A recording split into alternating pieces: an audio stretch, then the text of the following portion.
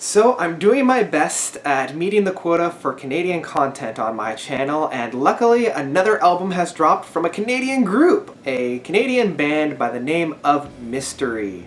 No matter what you say,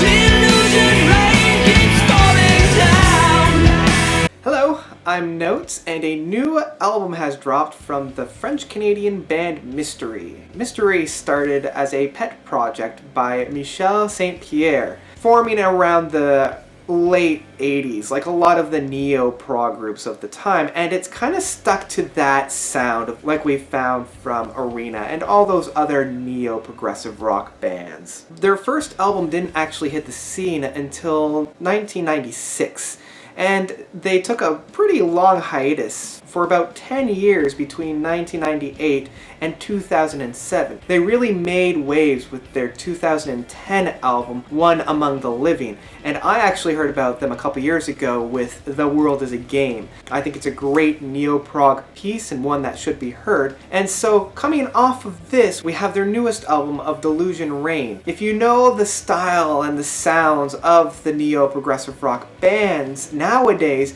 you're getting a lot of that same types of sounds. You have more of the operatic vocals, you have some meanderings on the guitars, as well as a really kind of prominent features of the keyboards. And my overall feeling of this album is one of that comfortable familiarity. I know what I'm expecting whenever I'm listening to a song like this. This is also part of the reason why I take my time and really listen to the music, because when I first heard this album I was a little bit disappointed.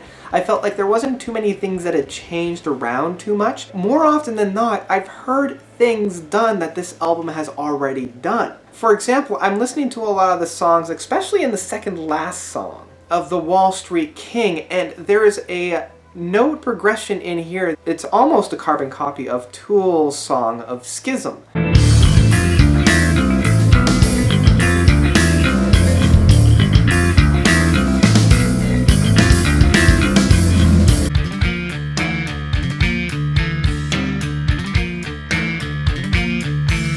It's an interesting take in that there's a lot more things that are going on that I've already heard before. Now that being said, there's still a lot of really great tunes on this album. The album opens up very strongly with the title track, and I actually really enjoy this song. The more I'm listening to it, the more I'm getting into it. And even with the second song, If You See Her, it's again that passionate song that the Neo Prog players really like to do, that very melodramatic, almost over the top at times. And this song doesn't hold back in terms of that melancholy, that melodramaticness. I really enjoy that. If you see her, tell her about the love she had defined.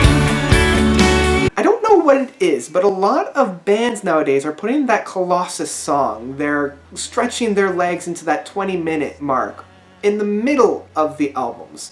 And I found this with The Road of Bones with IQ last year, and I didn't think that it worked there, but every once in a while you get that band that it actually does work, and we find that with The Willow Tree here on this album. And in terms of how the song is presented, if you're familiar with Vandergraaf Generator, their second big song that they did of the Songwriters Guild, or Mowgli's 3, it's presented in that same kind of a way where it's broken off really into two sections. One that it builds up, and it builds up into this really great piece, and then when it comes to that climax of the first half of the song, it brings it back a little bit, it regroups itself, and then it starts to build again.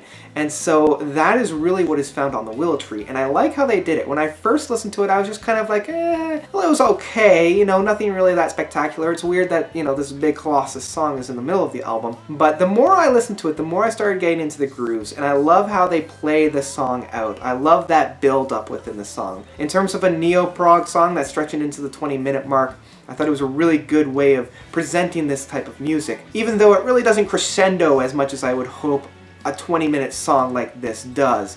But it does build, and I do get into it, and it does kind of bring me into that really great feeling of music that I really enjoy doing.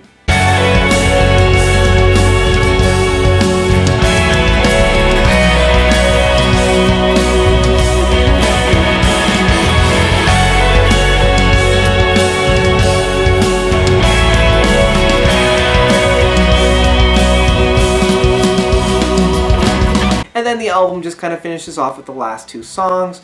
They're great, but there's nothing really to talk about because everything that you've already heard is just presented in a different way within the last 2 tracks. Overall, Delusion Rain by Mystery is a really good time. I recommend checking it out if you like this kind of music. If you've heard Mystery before, definitely check this out. It's another top-notch album by the band. I'm not quite sure it fits quite on par with The World Is a Game. I felt like The World Is a Game had a lot more of those like really great moments on it, and this album doesn't quite have that. It never really got to that oomph kind of a moment, if you know what I mean. Overall, I have to say stream it with earbuds. Even though I love the kind of music here, you're not really breaking any new ground.